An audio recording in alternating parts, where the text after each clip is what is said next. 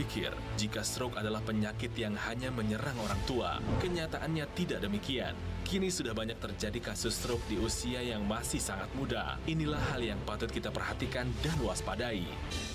Ya, apakah Anda pernah mendengar istilah senam otak?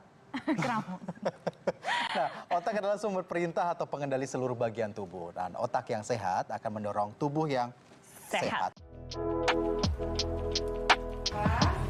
Buangnya ke kanan. Ke kanan, ya. Tarik liver yang di kanan. Nah, sapi. Oke. Sambil memijat pelan untuk melepas ketegangan. Bismillahirrahmanirrahim. Assalamualaikum warahmatullahi wabarakatuh. Alhamdulillah kita sudah melaksanakan pengabdian masyarakat, di mana pengabdian masyarakat ini memiliki tujuan untuk meningkatkan produktivitas pada rumah tangga. Di sini saya memberikan topik mengenai pendidikan kesehatan, terapi stimulus kognitif atau brain gym. Ya, seperti kita ketahui bahwa pendidikan kesehatan itu merupakan upaya penting dalam meningkatkan kualitas hidup masyarakat melalui pemberian pengetahuan dan keterampilan terkait kesehatan fisik dan tentunya mental.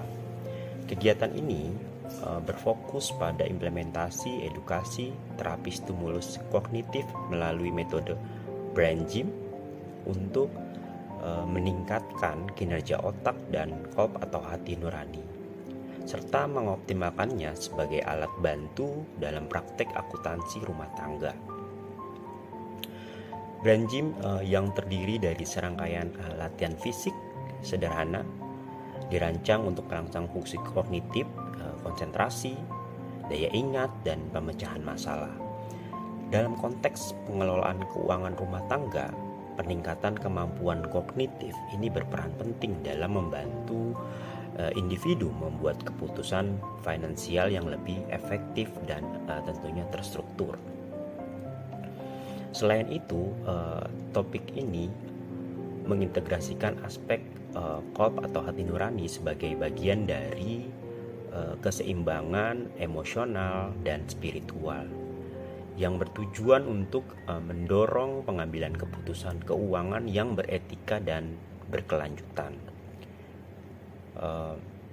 Metode edukasi yang digunakan dalam kegiatan ini melibatkan pelatihan brain gym yang disesuaikan dengan kebutuhan individu dalam mengelola keuangan rumah tangga, termasuk pencatatan pengeluaran, perencanaan anggaran, dan evaluasi finansial. Kemudian dari beberapa evidence-based practice menunjukkan bahwa implementasi edukasi brain gym dalam pendidikan kesehatan secara signifikan meningkatkan kinerja otak dalam fokus analisis dan pengambilan keputusan. Selain itu, penguatan kolb atau hati nurani membantu individu untuk lebih sadar dalam mengelola keuangan dengan bijaksana dan tentunya penuh tanggung jawab. Edukasi kesehatan dengan pendekatan brain gym ini memang terbukti lebih efektif dalam mendukung kesejahteraan finansial dan emosional di tingkat rumah tangga. Kemudian juga dapat menciptakan harmonisasi antara kebutuhan material dan tentunya spiritual. Begitulah rangkuman dari kegiatan edukasi kesehatan mengenai terapi stimulasi atau terapi stimulus dengan metode brain gym. Kurang lebihnya saya mohon maaf. Wabillahi taufiq wal hidayah. Wassalamualaikum warahmatullahi wabarakatuh.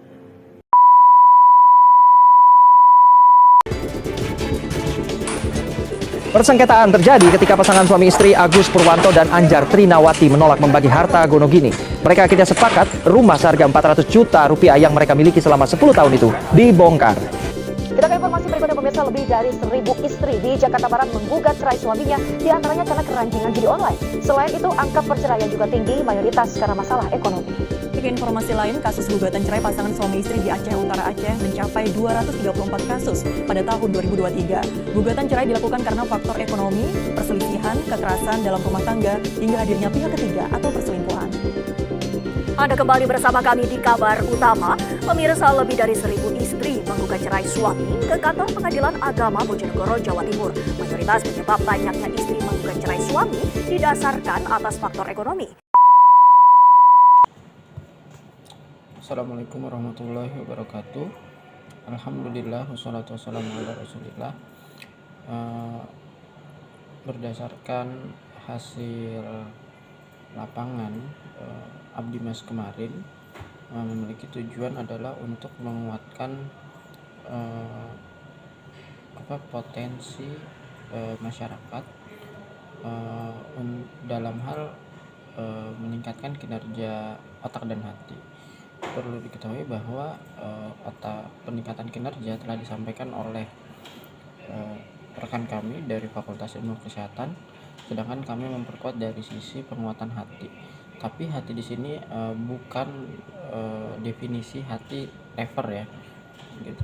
Melainkan hati lebih kepada perasaan gitu. Karena ketika kita bicara akuntansi rumah tangga, orientasinya adalah bukan untuk meningkatkan aset rumah tangga seperti akuntansi di perusahaan komersial. Ini harus dibedakan antara akuntansi di entitas bisnis dan non bisnis. Karena akuntansi rumah tangga itu dibentuk dari cinta, maka akuntansinya pun harus didesain agar cinta semakin tumbuh. Perlu kita ketahui bahwa keluarga yang sakinah itu bukan diperoleh dari harta. Sakinah itu artinya adalah ketenangan. Jadi Allah berfirman dalam surat Al-Fat ayat 4, huwallazi anzala sakinah fi qulubil mu'minin. Dialah Allah yang menurunkan sakinah, menurunkan ketenangan. Sehingga ketenangan dalam rumah tangga itu bukan didapat dari materi, tapi dari Allah Subhanahu wa taala. Gitu, karena banyak kasus ya. Bukan banyak kasus, ada beberapa kasus yang menyatakan bahwa ya ada yang rumah tangganya berlimpah harta tapi dia tidak tenang, dan sebaliknya gitu ya. Maka dari itu di sini perlu penyadaran bahwa akuntansi rumah tangga tujuan akhirnya adalah sakinah, mawadah, dan rahmah gitu. Jadi ibaratnya tidak kemerungsung gitu apabila sebuah entitas keluarga itu tidak memiliki aset, karena memang ada yang Allah takdirkan kaya, ada yang Allah takdirkan miskin, ada yang memang Allah berikan kekayaan karena kalau miskin dia jadi kufur, ada juga yang Allah berikan kemiskinan karena kalau kaya dia jadi lupa diri gitu. Nah, perbedaannya akuntansi rumah tangga yang kali ini disampaikan adalah berbeda dengan diskusi akuntansi rumah tangga di barat gitu ya. Kalau di barat mereka menganut kesetaraan gender antara laki-laki dan perempuan, semua sama, antara suami istri sama. Sedangkan kalau dalam Islam itu ada perbedaan bahwa suami adalah pemimpin bagi wanita. Dalam surat An-Nisa ya, ar-rijalu qawwamuna 'alan nisa. Kita juga bisa melihat referensi buku Sentuhan Parenting atau Inspirasi Rumah Cahaya bahwa Allah menggunakan diksi qawam, ar-rijalu qawam. Qawam itu ternyata bukan hanya pemimpin, tapi dia memiliki berbagai fungsi, yaitu sebagai pelindung, penaung, dia wajib memberikan nafkah, dia adalah hakim yang memutuskan ya, memutuskan segala sesuatunya di rumah tangga, dan dia adalah pendidik gitu. Maka dari itu seorang suami sudah sepatutnya memiliki ilmu yang lebih tinggi daripada istrinya gitu. Dalam hal ini bukan berarti suami harus S2, S3 gitu, tapi lebih kepada ilmu agamanya, karena dia nanti yang akan menjadi hakim memutuskan perkara-perkara yang ada di rumah tangga. Nah, ini perlu dipahami bahwa tidak ada diskusi akuntansi rumah tangga yang seperti ini gitu. Kalau kita adopsi dari barat ya semuanya sama, hanya masalah keuangan gitu. Nah, misalnya di situ juga dijelaskan ar-rijalu qawwamuna 'alan nisa, laki-laki adalah pemimpin. Fitrahnya laki-laki adalah mengatur gitu. Sehingga tidak tepat fenomena yang sering beredar di kita adalah uang suami, uang istri. Uang istri adalah uang istri. Nah, itu hal yang salah. Uang istri, sebagian uang suami adalah uang istri. Jadi karena pria itu punya fungsi mengatur, tidak seharusnya keuangan laki-laki itu diketahui oleh istrinya. Karena kalau dikembalikan kepada istri, nanti istri yang ngatur. Jadi di mana letak kepemimpinan suami itu yang harusnya fungsinya mengatur tadi, begitu. Sehingga ini menepis anggapan-anggapan yang seperti itu tadi dan menyadarkan bahwa akuntansi rumah tangga salah satunya tidak hanya membahas keuangan tapi juga non keuangan seperti pemisahan fungsi antara laki-laki dan perempuan, gitu. Mungkin itu yang bisa saya sampaikan. Assalamualaikum warahmatullahi wabarakatuh. Pemirsa, Pusat Pelaporan dan Analisis Transaksi Keuangan PPATK menemukan sebanyak 1.000 orang lebih anggota legislatif terlibat judi online. Karena dendam, seorang pria di Pandeglang, Banten nekat mendalangi pencurian motor milik mantan istrinya. Polisi berhasil meringkus operator judi online jaringan internasional di Ciamis, Jawa Barat. Dari tangan tersangka, polisi mengamankan ratusan buku rekening dengan nilai mencapai lebih dari 356 miliar rupiah. Pelaksanaan kegiatan pengabdian kepada masyarakat yang dilaksanakan oleh tim dosen dari Fakultas Ekonomi dan Bisnis UPN Veteran Jakarta kepada masyarakat, khususnya adalah ibu-ibu PKK di Kelurahan Gandul. Salah satu topik yang diangkat adalah terkait dengan pengelolaan keuangan keluarga dan investasi. Pada topik ini dilatar belakangi oleh permasalahan yang muncul di masyarakat terkait dengan maraknya judi online, pinjaman online ilegal, dan kemudian juga kerugian akibat investasi bodong. Kami menyarankan dalam materi ini adalah kepada ibu-ibu yang memiliki peran penting di keluarga untuk mengawasi keluarganya, baik itu suami dan anak-anaknya, untuk menghindari kegiatan-kegiatan terkait dengan judi online. Dikarenakan aplikasi judi online ini seringkali mirip dengan aplikasi berbasis games. Padahal ternyata aplikasi ini adalah aplikasi untuk judi online. Kemudian kami juga menyampaikan mengenai pentingnya untuk menghindari dari investasi-investasi bodong yang telah banyak merugikan masyarakat. Kami menyarankan kepada ibu-ibu sebagai pengatur keuangan dalam keluarga untuk bisa melakukan identifikasi dan menganalisis tawaran investasi yang mungkin diterima dari anggota keluarga maupun juga dari pihak lain. Kami memastikan bahwa setiap investasi yang ditawarkan harus memiliki izin dan legalitas usaha dari otoritas jasa keuangan. Kami juga menyampaikan kepada ibu-ibu untuk memperhatikan terkait dengan domisili usaha dan kantor dari tempat investasinya. Terkait dengan pinjaman online ilegal, kami juga menyampaikan bahwa pengelolaan keuangan secara dini itu penting untuk dikenalkan di keluarga. Maraknya pinjaman online dikarenakan terdesak oleh kebutuhan-kebutuhan di keluarga menjadi sebuah tantangan yang harus diperhatikan dan menjadi bahan pertimbangan sebelum mengajukan pinjaman secara online. Pinjaman online yang diikuti sebagai bentuk kemudahan untuk melakukan pinjaman menggunakan aplikasi, dipastikan bahwa pinjaman tersebut aplikasinya terdaftar melalui otoritas jasa keuangan.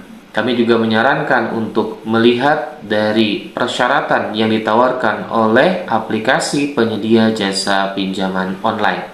Hal ini untuk menghindari kemungkinan kerugian di masa yang akan datang, terutama terkait dengan penghitungan bunga harian maupun juga denda keterlambatan. Kami menghindari dan menyampaikan supaya Bapak dan Ibu, khususnya adalah anggota penting dalam keluarga, itu bisa menghindari dari pinjaman online yang ilegal.